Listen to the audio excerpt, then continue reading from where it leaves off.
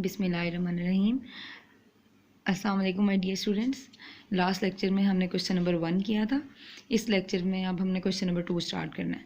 Question number 2 start करने से पहले मैं आपको बताऊंगी, थोड़ा सा आपको लिटिल बिट नो हाउ होनी चाहिए कि क्वेश्चन नंबर 2 में क्या करना है। लेकिन क्वेश्चन नंबर 2 की स्टेटमेंट पहले मैं आपको बताऊँगी। स्टेटमेंट में लिखा हुआ है find the nature of the roots. Find the nature of the roots. बेटा नेचर ऑफ द रूट्स के लिए सबसे पहले तो आपको डिस्क का पता होना चाहिए। डिस्क क्या होती है? b² - 4ac। सेकेंडली बेटा अब इसकी 4 कंडीशंस हैं जो मैं आपको बताऊंगी, और ये 4 कंडीशंस आपकी फिंगर टिप्स में होनी चाहिए। देन आप इजीली क्वेश्चन सॉल्व कर लोगे। अब सबसे पहले तो आप के माइंड में आ रहा होगा कि रूट्स क्या होती हैं। बेटा जब हम क्वाड्रेटिक फार्मूला अप्लाई करते हैं ना, क्वाड्रेटिक इक्वेशन वाले चैप्टर पे जब हम क्वाड्रेटिक फार्मूला अप्लाई करते हैं, मिड टर्म ब्रेक करते हैं, देन जो हमारे पास 2 आंसर्स आ रहे होते हैं ना, वो 2 रूट्स ही होती हैं बेसिकली, उनको रूट्स बोलते हैं।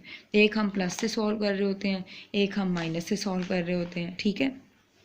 तो ये जो 2 हमारे पास प्लस वाली वैल्यूज़ से सॉल्व करने से जो आंसर आ रहा है, माइनस को सॉल्व करने से जो आंसर आ रहा है, तो वो जो 2 आंसर होते हैं सॉल्यूशन सेट में जो हम लिखते हैं, वो बेसिकली हमारे पास 2 रूट्स होती हैं, उसको रूट्स बोलते हैं। नेचर ऑफ द रूट्स का मतलब है कि अब आप ये बताओ कि डिस्क अप्लाई करो। डिस्क अप्लाई करने से आपके पास जो आंसर आ रहा है उसकी 4 कंडीशन हो सकती हैं। उसके बाद मैं बताती हूँ फिर फर्दर आगे क्या करना है। आप कंडीशन देखो। फर्स्ट कंडीशन है बेटा b² - 4ac greater than 0। b² - 4ac greater than 0 disc apply करो तो उसका आंसर 0 से बड़ा आना चाहिए, और वो परफेक्ट स्क्वायर भी हो। परफेक्ट स्क्वायर आपके माइंड में क्या वैल्यूज़ आती हैं? 4, 16, 25, ये सारी परफेक्ट स्क्वायर हैं और ये 0 से ग्रेटर हैं। Is it clear?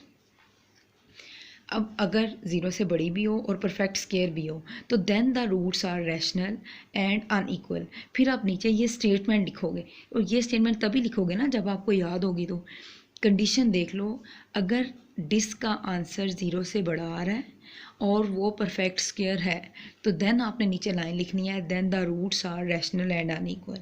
अगर आपके पास डिस्क का आंसर ग्रेटर दैन 0 आ रहा है but not a perfect square है, फॉर एग्जांपल 17 तो किसी का स्क्वायर नहीं होता।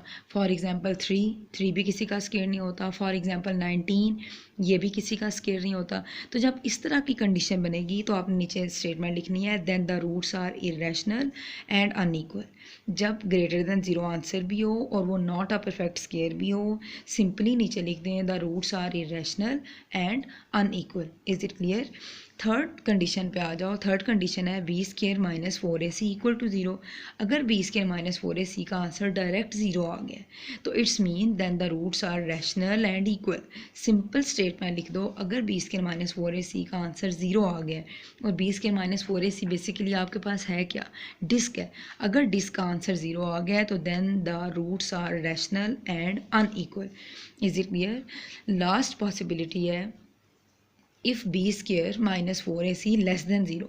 लेस दैन 0 का मतलब है बेटा नेगेटिव आंसर हो। नेगेटिव आंसर जब आएगा तो सिंपली आप स्टेटमेंट लिखोगे, then the roots are imaginary. Simply आपने क्या लिखना है?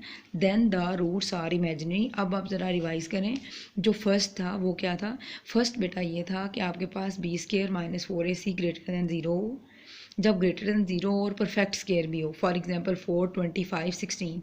जब इस तरह की वैल्यूज़ आएंगी तो देन आप क्या कहोगे? Then the roots are rational and unequal. Roots क्या होंगी? रैशनल होंगी, ठीक है। और अनइक्वल तो दोनों में ही आ रहा है, चाहे वो परफेक्ट स्क्वायर हैं आइदर वो परफेक्ट स्क्वायर नहीं है, ठीक है। अब अगर second condition b² - 4ac greater 0 but perfect square नहीं हो तो then the roots are irrational. पहले जो फर्स्ट स्टेप है उसमें क्या है? Keyword rational. सेकंड में क्या है? इरेशनल। थर्ड वन बेटा, अगर b² - 4ac का आंसर डायरेक्ट 0 आ गया तो then the roots are rational and equal. Just rational and equal. Last one बेटा ये था कि अगर b² - 4ac का आंसर लेस दैन 0 है, मीन कोई नेगेटिव वैल्यू आ गई है, तो देन आपने क्या स्टेटमेंट लिखनी है? Then the roots are imaginary. ये सारी स्टेटमेंट्स लिखने के बाद आपने क्वाड्रेटिक फार्मूला अप्लाई करना है नेचर ऑफ द रूट्स में। जब सिंपल क्वेश्चन आए फाइंड द डिस्क तो जस्ट डिस्क अप्लाई करोगे। जब क्वेश्चन की स्टेटमेंट हो find the nature of the roots तो आपने सबसे पहले डिस्क अप्लाई करनी है, वो देखना है कि वो किस तरह का बिहेव कर रही है, उसके नीचे स्टेटमेंट लिखनी है।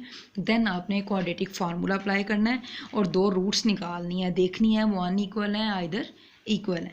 Is it clear? ये आप सबको समझ आ गए हैं? ये 4 स्टेप्स क्या थे? ये 4 स्टेप्स आपने अपने माइंड में रखो, देन हम इंशाल्लाह क्वेश्चन नंबर 2 स्टार्ट करेंगे। Is it clear to all of you? Thank you so much.